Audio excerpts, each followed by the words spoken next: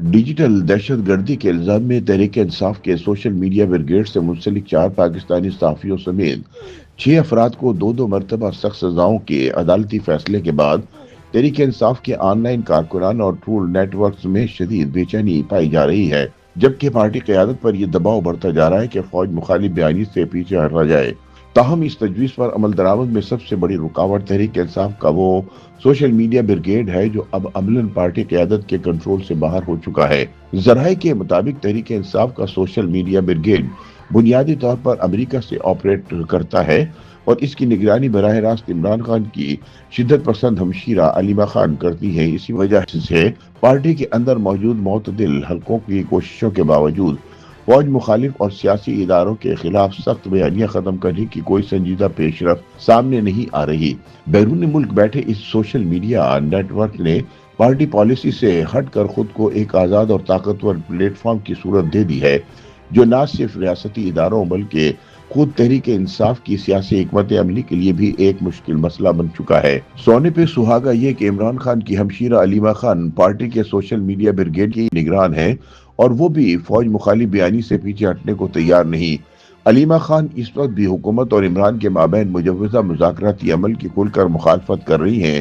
ان کا کہنا ہے کہ حکومت سے مذاکرات کرنے والا پارٹی کا ہر لیڈر غدار قرار دیا جائے گا۔ ناقدین کے مطابق یہی وجہ ہے کہ تحریک انصاف کا سوشل میڈیا بریگیڈ فوج مخالف اور انتہا پسندانہ بیانیے سے پیچھے ہٹنے کو تیار نہیں، حالانکہ پارٹی کے اندر سے آوازیں بلند ہو رہی ہے کہ یہ رویہ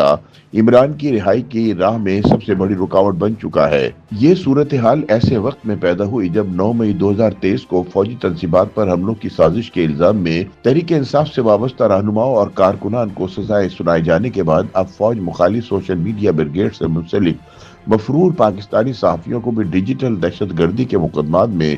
دو بار سخت سزاؤں کا سامنا کرنا پڑا ہے۔ اسلام آباد کی انسداد دہشت گردی کی عدالت نے 9 مئی کے پرتشدد واقعات کے تناظر میں دائر مقدمے کا فیصلہ سناتے ہوئے اشتہاری قرار دیے گئے 6 افراد معید پیرزادہ، وجاہت سعید، صابر شاکر، شاہین صہبائی، میجر عادل راجہ اور حیدر مہدی کو ڈیجیٹل دہشت گردی پر اکسانے کے الزام میں سزائیں سنائی گئی۔ عدالتی فیصلے میں کہا گیا کہ ان افراد نے social media, digital platforms اور آن لائن پروگراموں کے ذریعے افواج پاکستان کے خلاف اشتعال انگیز مواد پھیلایا، جس کے نتیجے میں عوامی رد عمل شدت اختیار کر گیا اور ملک کے مختلف حصوں میں پرتشدد واقعات رونما ہوئے۔ اسلام آباد کی انسداد دہشت گردی کی عدالت کے فیصلے کے مطابق یہ مواد عمران کی گرفتاری کے بعد ہونے والے احتجاجی مظاہروں کے دوران اور اس سے قبل مسلسل نشر اور شائع کیا گیا، جس نے مظاہرین کو فوجی تنصیبات پر حملوں، سرکاری املاک کو نقصان پہنچانے اور ریاست کی ریٹ کو چیلنج کرنے پر اکسایا۔ یاد رہے کہ سزا پانے والے سبھی لوگ تحریک انصاف کے سوشل میڈیا بریگیڈ سے لائن لے کر چلتے تھے۔ مبصرین کا کہنا ہے کہ تحریک انصاف کا بیرون ملک سے آپریٹ ہونے والا سوشل میڈیا بریگیڈ بے لگام ہونے کے باعث پارٹی اور عسکری قیادت کے درمیان خلیج میں ہر گزرتے دن کے ساتھ اضافہ کر رہا ہے، جس سے عمران خان کی رہائی کی امیدیں بھی ماند پڑتی جا رہی ہیں۔ ان کے مطابق پارٹی اس وقت ایسی سیاسی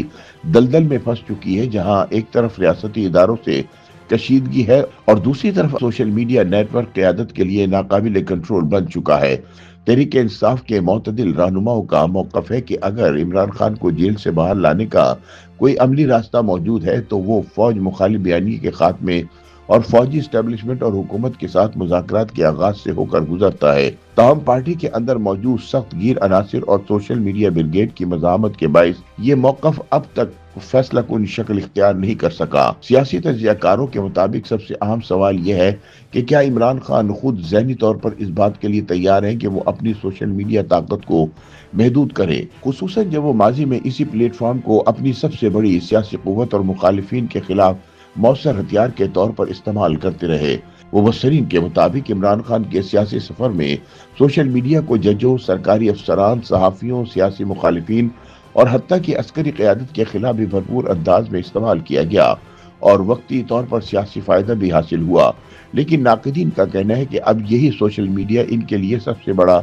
بوجھ بن چکا ہے، جو اگر قابو میں نہ آیا تو ان کے سیاسی مستقبل کے لیے فیصلہ کن نقصان کا باعث بن سکتا ہے۔